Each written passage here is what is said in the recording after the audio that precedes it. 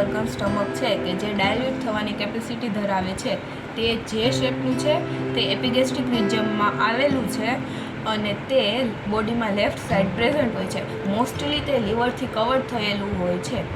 Main તેના આગળનો portion સ્ટમકના સ્ટ્રક્ચરને મેઇનલી 3 પાર્ટમાં ડિવાઈડ કરવામાં આવે છે: ફંડસ, બોડી અને પાયલોરસ.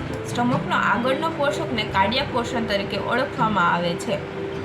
કાર્ડિયાક ઓરિફિસથી હોરિઝોન્ટલ લાઇન પસાર કરતા ઉપરનો જે ડોમ શેપનો પાર્ટ મળે છે તેને ફંડસ કહેવામાં આવે છે. ફંડસ એ સ્ટમકનો સુપિરિયર પોર્શન છે કે જે એર ફિલ્ડ થયેલો હોય છે.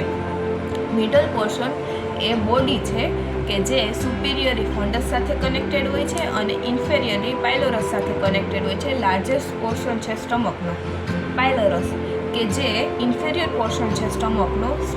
પાયલોરસ 2 પાર્ટમાં ડિવાઈડ થાય છે: પાયલોરસ એન્ટ્રમ અને પાયલોરસ કેનાલ.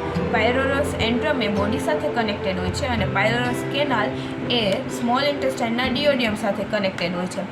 સ્ટમકમાં 2 સ્ફિન્ટર આવેલા હોય છે.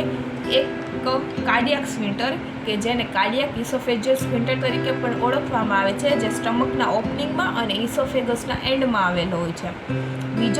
બીજો સ્ફિન્ટર એ પાયલોરસ સ્ફિન્ટર છે કે જે સ્મોલ ઇન્ટેસ્ટાઇનના ડિયોડિયમ સાથે સ્ટમકને જોડે છે.